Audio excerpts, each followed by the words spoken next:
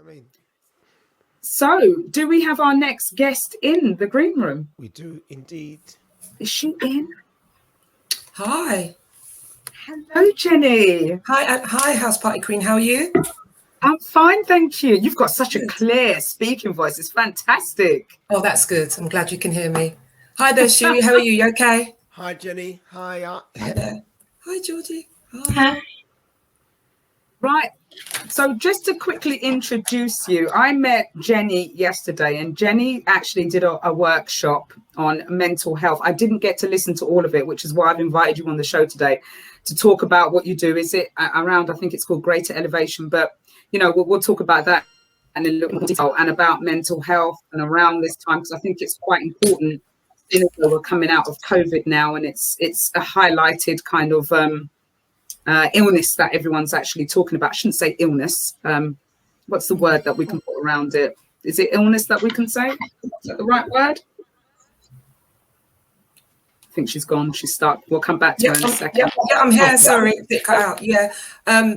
Yeah, it's really a condition that is being it's becoming quite common. So I feel that it's something that needs to be spoken about. I mean, yesterday, my workshop was really about creating a positive mindset, but it's really helping people whose mental health might not be 100%. But however, what I always say that the steps that I give, the tips, if you find that you're having more than 1 or 2 days that you're having a down day, then that's when you should really go and seek, go and speak to your doctor, your GP to help you, because, you know, there's nothing wrong with asking for help. And this is why I wouldn't sort of say to somebody, you've got to step out of it. You've got to have a positive mindset, because if you have mental health, your brain is wired a lot differently from people that don't have mental health. So, yeah, but it's something that needs to be spoken about. Yeah. So before I go into my deep and meaningful questions, I've got my co-host here, Georgia, who would like to ask you a few questions, specifically around mental health a little bit. And Georgia, if you have any other questions you'd like to ask Jenny, feel free. And then for the benefit of everyone on the chat, we'll go into a little bit more about what you do and having a positive mindset. So what is mental health? Okay, so mental health is a condition that can affect anybody, and this can be caused by bereavement. It can be caused by an unfortunate circumstance, or it could just be that somebody that's been really coping with a lot of things that have happened to them, unexpected circumstances, and which can relate to either depression, either social withdrawal, where you don't want to go out and see your friends and your family. It can affect you in so many ways. And it's not that easy if you are suffering from mental health. It's not that easy to just sort of snap your fingers and get out of it. It does take support from medical professionals. You may need therapy. You may need counselling. I'm not somebody who is a specialist in mental health. I do coach young people. However, I do coach young people that do suffer from mental health. And I just speak to their parents just to sort of say to them that the life coaching that I provide is complementary in addition to maybe therapy that they may be receiving. Do you think younger people are having more issues, and why do you think that is, if so? Yes, I do feel a lot of young people are going through mental health quite a lot. And there's been a high spate recently, obviously, what with COVID, young people have not been able to sit their exams that they're expected to do. There's been a lot of pressure where young people are now expected to be homeschool via laptop, computer, virtual. And it's a lot of pressure because this is something that they're not used to. And obviously young people being locked up and not being able to go about their daily routine, it is having an effect. And slowly, as we are coming out of COVID, even prior to COVID, there's not a lot of opportunities for a lot of young people as well. Again, that is going to have an impact on their mental health and their well-being. And sometimes it's really the support that they need. So that's kind of why I decided to start up my business to help support young people. Do you think just a quick question before you come in there, Georgia, and this is pertaining to you because obviously you were homeschooled during lockdown. How did you deal with lockdown and finding the pressures of lockdown, being at home, did you have avenues where you could talk to people? Yeah, I had access to like talk to my teachers about anything that was not going well. Things like work was kind of hard because the teachers were like overloading us with a lot of work, and we didn't have that like support of the teachers there constantly as we would if we were in school. So I would say it was a bit challenging, but I was able to talk to people about it. Okay, thank you, Georgia. Do you think it's important for people to talk about their what's going on? Yes, I do feel it's important. And I've noticed, some quite time ago that mental health is something sometimes to be looked on as it's a bad thing, it's a negative thing. It's usually quite not talked about and swept underneath the carpet. However, of recent, it's becoming more aware. There are more organisations out there to support people with mental health, and it's really important that people do talk and really find somebody that they can confide in, and whoever they are speaking to, it's important that they support that person, because it takes a lot for somebody to speak up and say, I am having a tough time. So I definitely encourage people to speak about this and really find people that they can trust and confide in, and being able to get that support.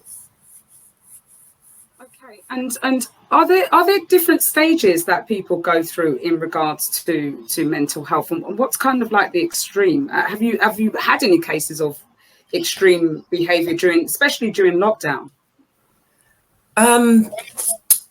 There's some young people that I have provided coaching, and usually what happens is that I do initial assessment before I decide to take on that young person, whether they're underage or whether they're 18 or over. And there's some times where I've been referred young people to coach, and I simply won't allow them on my coaching program because I'm not qualified to deal with that. They need that more. So it's really important for me to do an initial assessment, not just to take on any young person and say, it's fine, leave them with me, I can support them. I do initial assessment, and there has been occasions where I've had to say to parents, unfortunately, I'm not going to be able to provide coaching because this is something I'm not specialised in, and I have a duty of care to young people.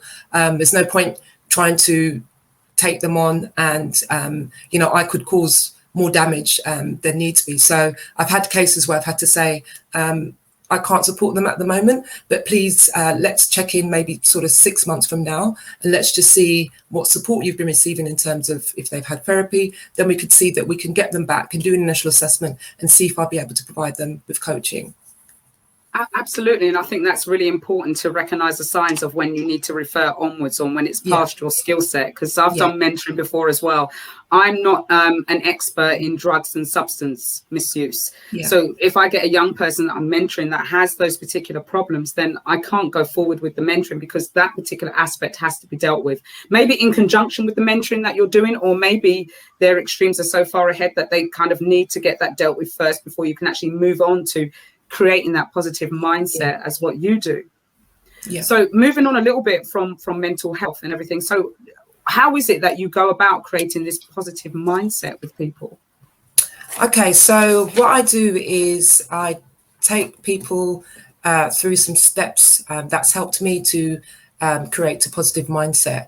And obviously I would have spoken to the person to find out what it is that they may be having challenges with, and simply give them some tips and techniques how they can maintain a positive mindset, because it is very difficult when you're facing challenges and particular obstacles. And it's really just looking at,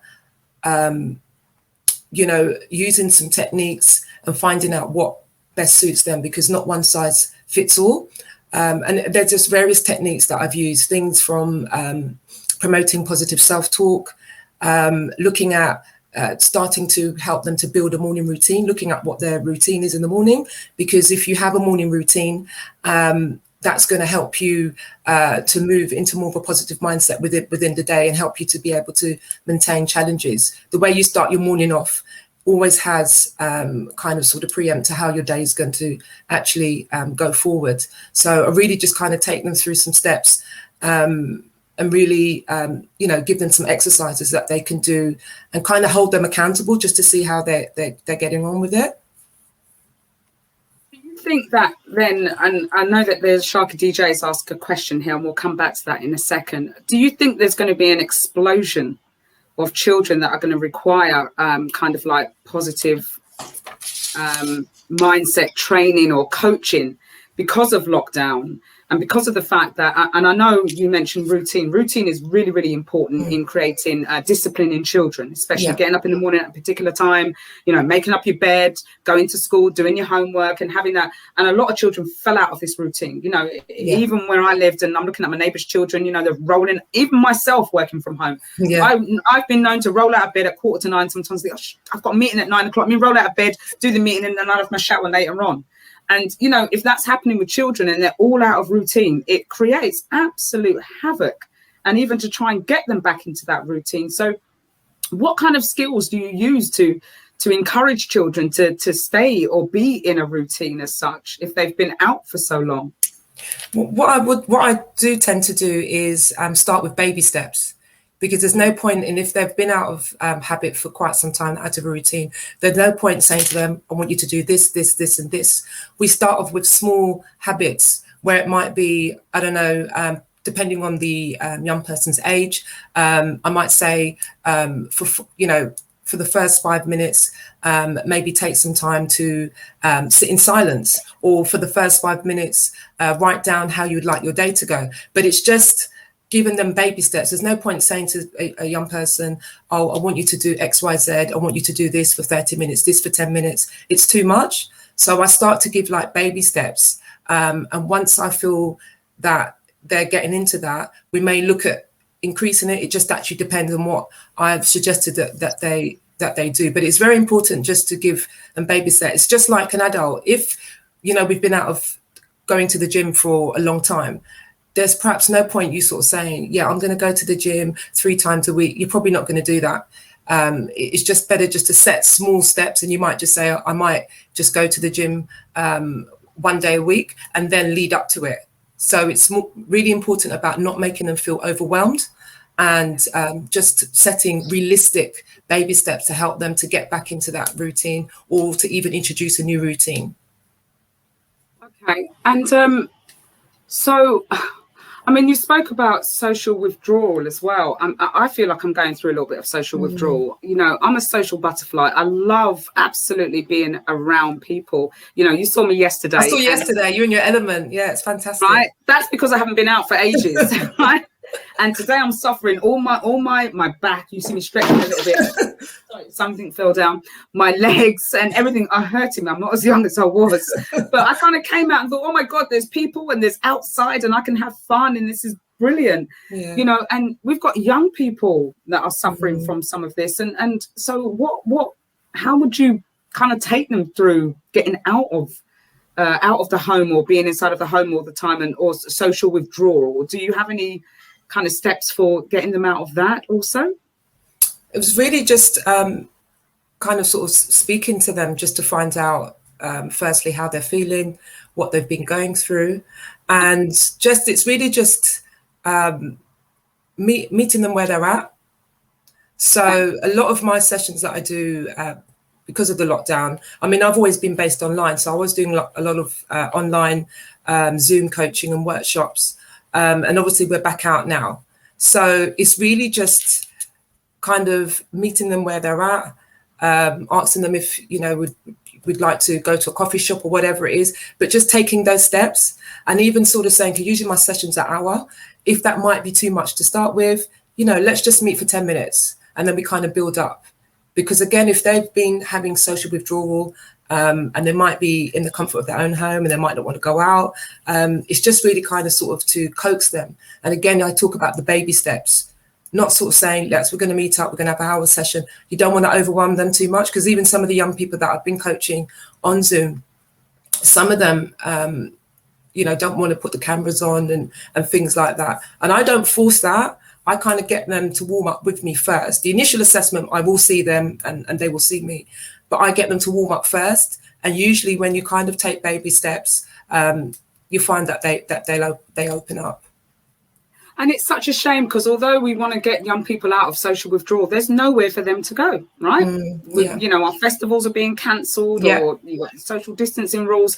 You know, I remember when Connections were around, and Connections were this one-stop shop where young people could go to speak to a mentor, to get advice about college, to get advice about not working, to find a youth club or anything. It was a signposting activity. And they shut them all down. Yeah. Right. So our young people actually have nowhere to go. And so if you were a parent and you had a young person going through all of this, how would you find this information? And, you know, I don't have any young children right now, but if I did, I'd sit and think, OK, my young person might be going through some issues. How do I start the ball rolling in identifying, first of all, that they've got issues? And then how do I signpost them? You know, where would I go? Okay, there's a lot of, at the moment, obviously, because of COVID, everybody's playing large on social media.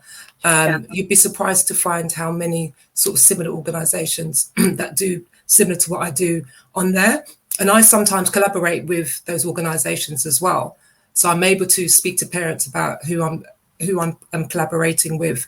And, you know, things like looking up on your local council, because some of the councils, they refer young people to whatever sort of workshops or programs that are out there, but heavily and it's tends to be word of mouth as well. Where people are able to hear about what's happening. You know, back in the day, you'd have a list, you know, as you're saying with Connections, you'd have a one-stop shop where you can go. These are few and far between. So unfortunately, at the moment, it's word of mouth. It's really sort of looking up on social media, and it's really just kind of doing your own kind of research on sort of the internet. But I would say the main thing will be, at the moment, it's word of mouth, and social media seems to be the places where all of these organisations are sort of kind of playing, you know, hard out there. And perhaps maybe talking to people who work within youth organisations as well. There's a lot of youth organisations, youth mentors that are doing things as well, but a lot of us are all coming together. But it's all about trying to spread that word so that parents are not stuck and feeling overwhelmed on who they need to speak to and where do they need to go. So I feel it for families that have got 4 or 5 or 6 children. And could you imagine if all 5 children are going through these issues and trying to get specialist help for all of them, and the affordability of it as well, because obviously your services are not for free, right? So affording, you know, life coaching for your children is also a continuing problem, because, you know, not everyone can afford this. A lot of people have been laid off work. So you've got a child, you know, you can see they're going through some issues. Whilst you've got services on one side that can offer this, everything has to be paid for. And I mean, do you do anything for parents in that instance? You know, obviously you have to work, you have to earn money also, but are there places where people can go to and get kind of like advice on their children? Okay, well, what I'm currently doing at the moment is I'm seeking funding as well for some of my programs. And I, at the moment on Facebook, I have a free Facebook group for parents and also teachers to help them to support their teens to achieve a positive mindset. So that's a free Facebook group where I go in. I've just recently opened it up, where I'll go in and drop some tips, you know, just show up in there and answer any questions that parents might be going through. So that's free. That Facebook group will always be free, regardless whether they take my services or not. It will be there. I also offer like a free 45 minutes or consultation where I be able to sit with the parent and their young person just to find out what they're going through, what kind of challenges, and even give them a game plan to go away with, even if they sign up with me or not. So, but I am actually at the moment looking to tap into funding because I believe that this needs to be opened up to you know, the wider community, because I'm all about community and I want to be that person that's in the community, that beacon of light that makes, because I'm not in it for the money, and it sounds crazy. Yes, we do all have to work, because I have a full-time job as well. But I work, my full-time job is helping schools to make sure that the careers provision is all up to date. So I'm all about supporting young people.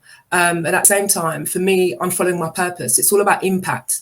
Yeah. So it's, for me, it's purpose. It's purpose over profit. It's not about, oh, you know, I'm in for it for a buck. Yes, I do need to get paid, but that's not at the forefront. My sort of mindset is to help support the parents, the community. That's why recently I've teamed up with parents to work as that support, not that person to say, oh, you're doing a bad job. That's not what it is. I'm here to help support them and kind of be that mediator. I've got daughters of my own, twin daughters at age 24. So I've kind of been through that process of, you know, the phases, the different kind of moods, the ups, the downs, and they've come out all right, touch wood.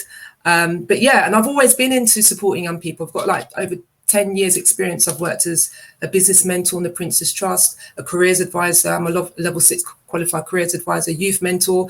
It's all going back to working with the youth. So this is what stemmed on me to say, do you know what? Let's run with it. Let's create this organization, and let's be that person that's going to be that light to help these young people and the families as well, because it's a combination. So that's really what I'm all about.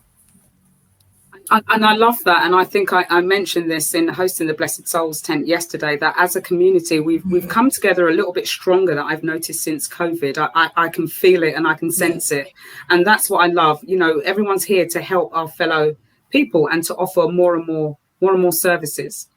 But coming back to, you know, Sharky asked a pertinent question there, and I know that you're not a mental health expert, but you know, how do you or how do parents identify someone with maybe hidden mental health issues, or a child that's going through issues? What are basically the question is, what are the indicators? Okay, so for me, although I'm not a mental health specialist, I do read up and we do a lot of research. I'm actually in October going to be doing a master's in coaching psychology, because I kind of need to, this is my field, so I need to make sure that I'm skilled and I'm qualified and I know the ins and outs. But in the meantime, I do kind of look at books on mental health, the brain and things like that. Identifying someone with hidden mental health, you need to kind of make yourself more aware. So you need to do research like what I'm doing. So you'll be able to kind of identify, is this young person, you know, not coming out of their room? You know, are there days when they just don't want to do anything? You know, the usual things, not getting up out of bed, not wanting to talk to anybody, not wanting to eat. Those are kind of signs that are not really hidden. To be fair, Alison, you're too funny. Those signs are kind of not hidden, to be honest. But you know, sometimes, you know, where people might say, you know, how you doing? And they might say, oh yeah, I'm okay. But it's really kind of keeping an eye on their patterns, because sometimes people tend to have this facade on where they're fine and they're smiling, and you know, it is kind of hard to sometimes identify that. But it's just really trying to be clued up and really asking questions and really asking opening questions, so that you're able to pick up whether or not, because I've done that before. I've had young people, because I do group coaching and one-to-one. A one-to-one is more intense because I have that sort of one-to-one, because sometimes young people don't want to speak in a group. So I've had it where one young person, you know, she's been referred and yeah, she's fine. Yeah, everything fine. And I just said, and I knew I can just pick up on it. I'm like, okay, what's going on? And they're like, what? And then they pour out to me. So it's just something that I've been able to sort of have that inner intuition. When the young person's saying that, okay, I won't stop at saying, all right, you're okay. And then I will kind of prod a bit just to open them up. And when I do that, I usually find that this has happened. They didn't want to speak because they thought they're going to be looked on as being silly. So it's really just having to skill yourself with the knowledge, and also being prepared to prod a little bit. If someone is saying they're having a good day, don't necessarily take it that they are having a good day. Yeah, and I guess that social media adds to that, because social media is the facade, right? It's the face that you want to portray out to the whole world, and it's not necessarily the face that you have. And I've been a victim of this as well. You know, I'm posting out on a day where I feel like absolute rubbish. And I'm like, hey, everybody, you know, and you're advertising your shows and everything. And it's a total facade, you know, and people don't understand what you're going through or what happens behind that social media page, what you're going through, the messages that you're getting and everything. And it's tough. And we've been exposed to social media and been able to deal with it because we've been outside of that. Young people, all they know is social media. And for some people, that's all they know, and that they need to have I remember being in a shop once and listening to someone, and someone said, I'll put this post out, and they got 14k responses, and I only put mine out and I only got 10, and they were like really sad and really upset about the fact that they didn't get all the likes that somebody else didn't get. And so, mental health illnesses and positive mindsets can be attributed to social media and the amount of likes you're getting on a page as opposed to your friend. And how do you deal with young people and social media and handling that also? Okay, so I say to young people, because it's funny, because this is something I always talk about the social media. For me, because if you're comparing yourself, comparison is a thief of joy. It's gonna steal away your joy. And what I say to young people is, if you are going through something where you're going onto Facebook and you're seeing maybe the athlete or the model that's looking all great, you might want to reduce the time that you spend on the social media. And I don't mean you just need to give it up straight away. Maybe start taking off your notifications. Yeah, that's one thing I sort of say to them. And then I say to them that, not everything glitters is gold. Yeah, because people do come onto social media platforms and make out that everything is going on really great. And I always say to young people, you don't know what happens behind closed doors. Yeah, I always sort of say to them. And then because I'm human, I mean, for me, I'm on platforms, Instagram and Facebook. And if you take a look at some of my posts, I'm raw. I'm not going to be coming on and saying, hi, I'm doing it. I take them back to my story, where I've been and where I am now. And I'm really just open. So I say to them, I'm nobody special. You may think that I'm here and I'm that person that here to support you, but what you need to understand, that not everybody that is on Facebook or Instagram is maybe showing up to be that true reflection. And I'm not saying that everybody who comes on there is fake, but what I'm saying to the young people I'm trying to promote out there is just to be you. Yeah, it doesn't matter if you don't get a lot of likes. It doesn't matter. The song, was it Chronix, doing it for the love, doing it for the likes? That's me. Sometimes I post and I don't get any likes. Yeah, so I could be like, oh, but I don't. I'll be like, I put the message out, because even if it's one like, even if it's no likes, people see what you're doing out there. I keep promoting the message. If I was to sort of say, today I'm not posted because I never really got a like on that or a comment on that, I wouldn't be able to be that service to young people, because the young people need me. So I have to get into that mindset.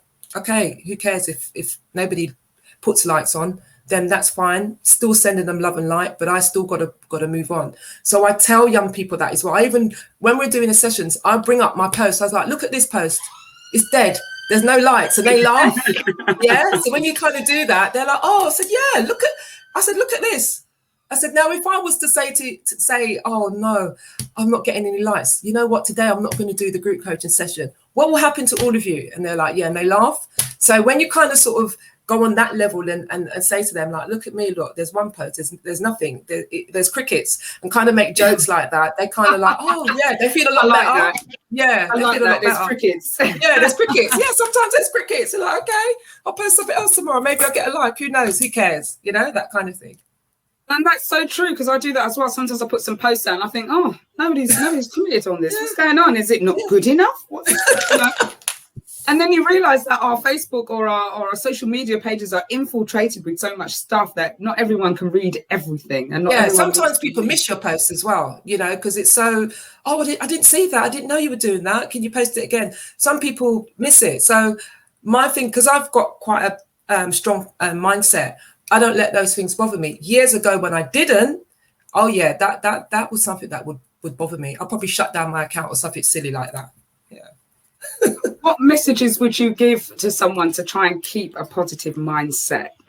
So the first thing I would say is establish a good morning routine. That's the first thing. The second thing I would say is surround yourself with positive people. And sometimes, really because important. There's these messages that go out on Facebook and the social medias that say to cut people off and everything like that.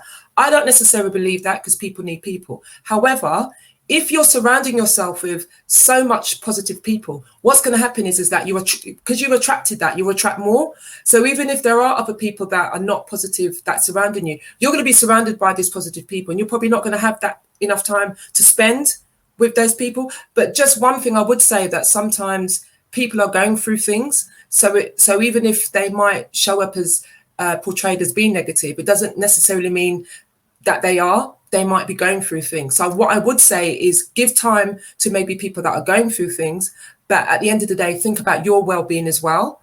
You can't pour from an empty cup. And that's like with me, I make sure that I am surrounded with enough, a strong sort of network that who are positive and maybe on the same journey as me. And there are other people, maybe friends or family that may not have the same mindset as me. And I just have to respect that. I have to respect that and see them in love, and not trying to coach them, not trying to tell them what to do, just see where they are, check in with them, and then continue with what I need to do. But definitely a lot of young people, even if you don't have like a big circle, because a lot of young people don't, and you might just have that one friend. If you know you've got that one friend that you can pick up the phone to at any time or day or night, then that should be that person that you kind of surround yourself. But what will happen is you'll find that it's like a domino effect. Once you attract, one positive person, then you're going to start attract all sort of positivity to you anyway. That's usually that's kind of what's happened for me. But yeah, surround yourself with positive people. Get yourself like an upbeat playlist. Yeah, whatever kind of genre of music you like. Me, I set my Alexa in the morning to wake up to gospel music. Yeah. But I have playlists like house. I have a reggae playlist. I have that upbeat playlist that, if I've had a bad day, I'm just going to put it on, and it's just going to just boost me. And it kind of in your mind, in your brain, it kind of promotes endorphins, which are sort of positive chemicals that are in your brain, and you feel good. Like when you go to the gym, you're kind of feeling good. Yeah, feel good. Yeah. Obvious one is exercise, and I'm not saying that you have to be the next athlete, but just doing some light exercises.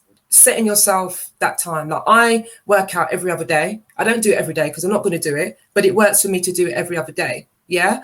And it doesn't have to be paid. You can go on YouTube, those kind of things. The food that you eat as well. That is something that is really big. Where we're consuming junk, if you're consuming junk, it's going to be in your mind as well. So it's about eating nutritious food. Yeah, you can have treats. There's nothing wrong with that. But you would usually find that a lot of people's moods are linked to the food that they're eating. When I speak to these young people, I ask them, what you've been eating? I go, right, yeah, okay, good. That's great. So I know what's happening, why they're feeling like they're slumped, they don't want to do anything. And the next thing as well is be careful about what you feed in your mind. What kind of conversations are you having? Who are you listening to? What music are you listening to? Are you watching news day in, day out? Just be listening doom and gloom, because like the way that you feed yourself nutritious food, it has to be with your brain as well. You need to feed your mind, you need to fuel it with things that are positive. Okay, yeah, so that's really important as well. And I absolutely resonate with that as well. I actually I haven't watched TV in a couple of weeks, actually. I don't put my TV on anymore. I certainly don't watch BBC News. If I watch any news, it's CNN News I'm watching, and I'll watch BBC News if something pertinent needs to be on there, but I don't watch it very much. But coming back to very quickly, because I've got someone in the green room waiting to come on. This is such an interesting conversation. But in response to Sharky DJ's question, Tony Donport, if you live with the person, you will be able to recognize the changes triggers. Someone like me, you wouldn't, because I'm a great actor. Now, I used to believe I'm a great actor. You put on a face because you're coming on camera. I could have a multitude of problems behind here today, but I've got to do this show today. But if I say, for example, speak to one of my friends, Debbie, I'm hoping she's listening. If I go to her house, and there's one day I went to her house and I said, oh, I'm fine. And she looked at me and she looked at my eyes. She goes, no, you're not. I know you, Ellie, and I can see straight through your eyes like something wrong. What's wrong? And from there, it was like an avalanche of tears. It just automatically just came down and came out because my friend just saw through the facade completely and could recognize what's going on. So for, Tony Don, you may be a great actor, but if you've got close people around you or close friends, they can see what you're going through, because it does outwardly display somehow. You may think that you're covering it up, but it does come out. Maybe in your body language, you may, cower up a little bit, your eyes say so much, and everything else that you do sometimes in your life, so it's really important. But I don't know if you had any questions, Georgia, because I've kind of just left you there quite quietly while I've been taken on board, Jenny. I've had such an interesting chat with you, Tony Donport. I'm a really, really good actor. I like that. They can't, or they would have already. Okay, Tony, we'll take that. I don't know if anyone's got any other questions in here before we let Jenny go, but I've had a great time. I'm going to have to bring you back on, Jenny. This certainly wasn't enough time to go through this, and some young people, and maybe have some young people on to ask you some questions. Yeah, that'd be good. Yeah, that'd be good. Questions also, because the young people specials seem to go down really well. So thank you so much for your time today. Are you going to be down at Radiate again later on today, or was yesterday your only day? Yeah, just yesterday. Yeah, I'm not there today. Got a few things that I need to do, but I really enjoyed it yesterday, and it was lovely meeting you. Your whole aura, your whole vibe, it's just, I love it. I loved it, so thank you. Keep doing what you're doing. You're that beacon of light. You really are. Just the way that I'm like, oh my goodness, this woman, I love her energy, because I've seen you virtually, but never. Yesterday was sort of the first time that I've met you, so it's been a pleasure. So thank you for the opportunity to come on today. Thank you. And before we let you go, where can we find you, Jenny? If people want to have some life coaching sessions for their children, where can we find you? Okay, so I'm on Instagram. So if you just type in Greater Elevation, you'll find my page there. And on Facebook, I'm down as Jenny Beckford. That's Beckford. So those two platforms I'm on. I am creating a website, but these are the two platforms you can find me on. You can DM me, send me a message, and I'll be only too happy to speak with you. No worries. I was just putting these details in the chat so people have got your details on it. Jenny, it's been an absolute pleasure having you on here today. I'm going to bring you back. Tony Don says very informative. Thank you. Thank you, Tony. You're welcome. Thank you, Jenny. Thank you so much. And hopefully you're celebrating Father's Day. My dad passed away a few years ago, but about 11 years ago, but we still kind of remember him. We're going to put on a bit of music for him. He loved a little Bob Marley, so we'll be celebrating him today, and really celebrating all of the fathers, like my brothers who are fathers, uncles. Going to phone a couple uncles in a minute and wish them a happy Father's Day as well. So yeah, enjoy. Thank you so much again, House Party Queen. It's been a pleasure. Thank you. And Sharky DJ says great knowledge and info, Jenny. Thank you, Sharky. Thank you. Bye, Shiri. Bye, Georgia. Take care. Thanks. Bye. Bye. Oh my God, time has gone so quick. It's 2:15 already. Oh my God, I can't believe it. I wonder if